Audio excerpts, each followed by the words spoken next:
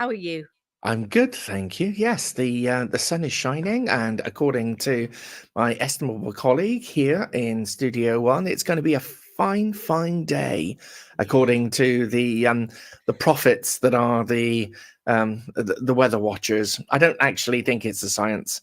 I think they just stand on top of a building, lick their finger, and stick it in the air, and then guess. But you know. Well, in Pembrokeshire, Yeah. Whatever the weather's going to be across Wales, it's always going to be different here in Pembrokeshire, and also different in different parts of Pembrokeshire as Absolutely. well. You know, within a 3-mile distance, you can have totally different weather one place to the next. So it is very much look outside the window and have a little look at what. Well, it's going to be. I was on a Zoom. How long was this? About a fortnight ago. I was on a Zoom Bible study, and in the middle of the Bible study, it was beautiful weather outside. I could see out my study window. Everything was lovely. And suddenly, I lost 3 members of the Bible study. They all just went. What? On the screen. They just disappeared. By the time they logged back in, they were all in Crundale, and there was lightning thunder in Crundale, and they'd lost power in Crundale. But in Haverfordwest, we were fine. So in the space of like 2.5 miles, it was completely different. So yeah, I think Pembrokeshire is a microclimate in itself and must be full of mini microclimates as well. It must be. Well, that's thanks to the Pembrokeshire Dangler. The Pembrokeshire Dangler. Yes, it is. Are we talking about your the weather? No, this is okay. Yeah. This is something official. I promise. Are we talking about danglers this morning on our confessions or anything like that? We're not. We have another short and sweet one. Maria's with us. Good morning. Bring it on. Let's see who needs forgiving this morning. Father Nee, how do you feel about there seems to be an emphasis on already being forgiving? I know. People are coming in with love in their hearts, and I won't stand for it. Vengeance is mine, saith the Lord. I shall repay. I shall repay. Well, let's see who needs repaying. We've got Jessica Robinson, soprano, joining us on Instagram, as is Tammy S123. They're over on Instagram. Let's have a quick little look. Oh, are you ready? I'm ready to dance. We're ready for dancing. Oh, yes. Sorry, I've got so much tech going on. I can't deny us this. Are you ready? I'm ready. It's time for this. These are my confessions. These are my confessions. These are my confessions. I love it. You've got to do that. That's a good start to it all. Here are some confession. Well, here's one confession that we've had sent in to us anonymously. I always love the anonymous ones. They're far, far worse than the ones that people claim. However, they have given themselves away a little bit. Oh. I have a second school confession. Oh. Uh-oh. If a child brought in a homemade cake or something similar for me, depending on who it was, I would say, thank you so much. That's so kind. I'll save it for my tea break or at break time. And then I would put it in the bin. I would, however, always take the case back and say how lovely it was. So they're being gifted something in a tin or in a nice little display, and they're saying, look, I've made you this to celebrate. Oh. And then they would take it and they would pretend to devour and enjoy it and come back with an empty display case and say that was delicious. Oh dear, I don't know how I feel about this. I feel really upset. Helen Marie in block capital. Sorry to cut you off there, Jean. Never eat them. Well, funny you should say that, actually, because there is a bit of a rule, especially in radio purposes, if anybody brings in anything to eat, you shouldn't eat it.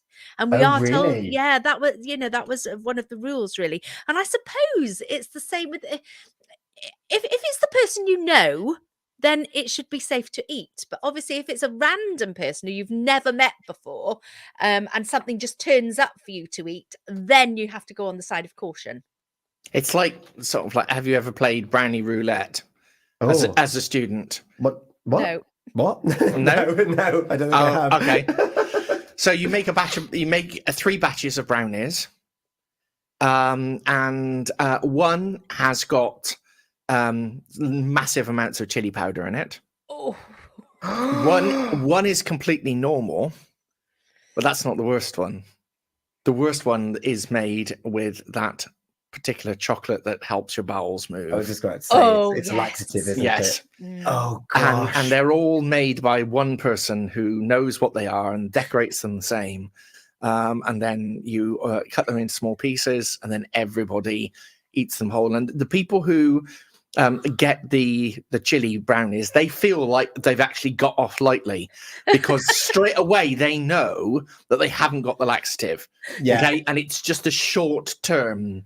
That's a good thing. point. Yeah. Yeah. And then a couple of glugs of milk and you're okay. Yeah. It's the ones that are left not knowing when you're in that no man's land between a When normal you're gonna have to brownie run. and a laxative brownie. So yeah, brownie roulette.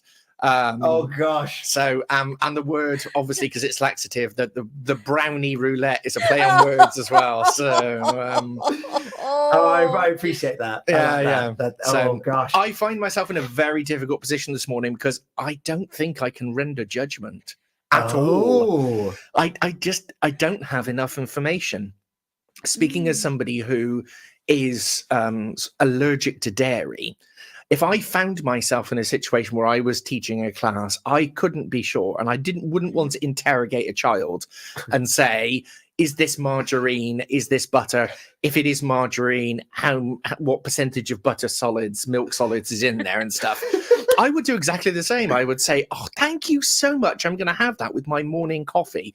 And then I would pass it on to somebody else, or I would dispose of it. Equally, I'm a big boy. I'm built for comfort, not for speed. And when I was dieting, people in the parish used to foist cakes on me. Oh, Father Neil, you're losing weight. It's far too fast. You're not our jolly tubby Father Neil anymore. Here, have a flapjack sort of thing. Yeah. And you didn't want to sort of like throw up the barriers.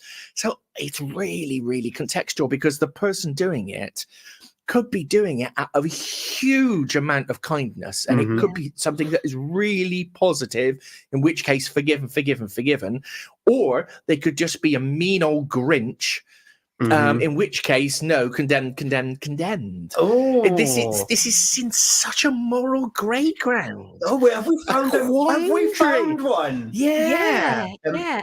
Linda May on Instagram. Although it sounds ungrateful, I wouldn't eat it either. Oh, do you know, this is one of these confessions actually that you don't confess to. Oh, but it has. It has. Yeah, I know. You've lifted the lid on this cake tin and found it empty. Yes. But has it been eaten or not? It pulls at my heartstrings, because somebody has put love and they've put the effort into making something for you, and then it's just going to go straight in the bin. That to me is like, ouch, no. Oh, I don't like it. It hurts me. Gina, let's talk about moral equivalence for a second, shall we?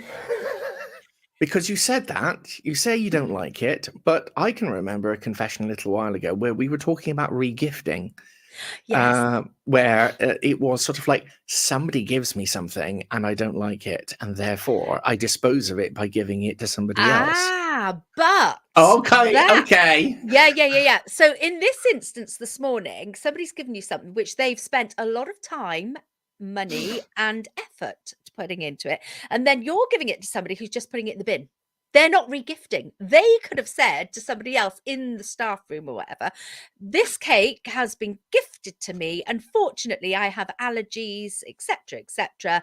But if anybody would like some, please do help yourselves. And even if sort of a few slices had gone and the rest was left there, then you could have possibly, I don't know, could you feed the birds with it or anything? Just don't throw it away in the bin, because that's like, no, I don't like that. No, Yeah. I'm not forgiving.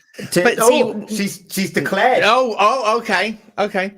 That's fine. Not forgiving. Not forgiving. Maria. Yes. She is also of a similar vein. What? Maria can be relied on to forgive everything. Being a mum of 4 children who have over the years have made cupcakes for different events, I'd be absolutely hurt to think that some teacher had just thrown away my hard work and the kindness of my child to bring something in for them. And then with plenty exclamation marks, not forgiven. Dun, Yeah, dun, I'm dun. definitely with you, Maria. I know the effort that goes into these things. Yeah. Yeah, but let's see. One hesitates to cast aspersions on small children, but some of them are real. And, I wouldn't be surprised if they made their cupcakes with, Marmite and sawdust or something like this. So, Miss, I made these for you, sir. I glazed this donut for you. I made it out of mud. And you're talking in general, not about Yes. Team Sky. Yeah. No, not about Team Sky at all. No. I love that. I love that impersonation, though. Mud donuts. I'm sure that we've all made our fair share of mud donuts back in the day. Particularly after eating the brownies. Yeah. Well, where do I sit in this? So we've got a not forgiven from Gina. You're still in a moral quandary. I don't know how you're going to get through the rest of the day. No, I know. Although your own health depicts what you can do. Yes, that's true. Maybe I'm making it too complicated.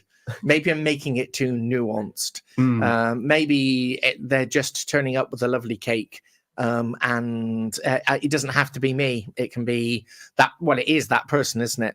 In which case, not forgiven. Not forgiven. And you know what? I can always be relied upon to finish any food that's left lying around. So the fact that there is something that might have not gone to its recipient, and I haven't had a chance to taste it. I think I too, on this occasion, I'm not going to forgive. Oh, that's 4 not forgiveness. Although I will say, I do agree. I do agree. Not forgiven. But the one redeeming thing is the fact that they haven't tried the cake in front of the child and then spat it into the bin because it was so horrible. At least they've had the charity and the kindness to say, oh, this is lovely. At least the child received positive affirmation. And we can't tar everybody with the same brush, Team Sky. So just because a teacher has said it to your child, because they can't eat it in front of the entire class, doesn't mean that teacher didn't go back to the staff room, sit down and say to everybody, look at this, little Charlie has made me a cupcake. I'm going to sit here and I'm going to enjoy it with my coffee. How lucky am I? You know what? You've been able to state there very eloquently what I had in my head as well. And we want to build our children up just because of how they make things when they're younger. They could go on and become the best patisserie chef there is. Yes. And that's through that positive reinforcement. So we're not going to forgive on this occasion. However, to all the children and those families that work hard making those different bits and pieces, I'm going to give them one of these. Yay! Yay! Yay! Thank you very much, Father Neil, for joining us. Alive and Kicking on Sunday morning. Alive and Kicking on Sunday morning, yes, with the Reverend Sophie and myself. And we're going to be thinking all about Jesus stilling the storm. So basically, he was asleep in a boat with his mates, and there was a big storm, and they woke him up and said, you don't love us because you're not awake and afraid with the rest of us. So we're going to explore what it means to be in a little boat. And my favorite prayer of all time is a prayer that each Breton fisherman says before they get in. And it's very, very simple. He just says, Lord, my boat is so small and the sea is so big. That's it. That's the entire prayer. Just leave it all up to you. Oh, wow. Oh, I love that. That's on Sunday morning. Tune in from 8 a.m. And if you have a confession that you would like the Council of the Breakfast Show and Alive and Kicking to deliberate on, then please do email us, studio@purewestradio.com with your story. They can be long or short, elaborate, whatever it might be. We'd love to have a chat with you and to see what's going on in your world. And in the meantime, we have got 2 songs coming up from our pub quiz attendees, G. Oh, from Joe this morning, we have got some Zach Brown Band and also some Rascal Flats. Oh, are we going a little country? We are a little bit, aren't we? Life is a highway. We're going to be looking at our highways with Link taxis, and also we're going to be looking at more events taking place between now and the end of the weekend. There's so much going on. Thank you for your comments here this morning. It's been Confessions here on Pure West Radio. It's coming at 8:20. Those letters for Unscramble are on the way. to a little bit of chicken fried. Oh, I've done a promo. Don't need it. There you go. Wake up with Gina and Tom, weekdays from 6 a.m.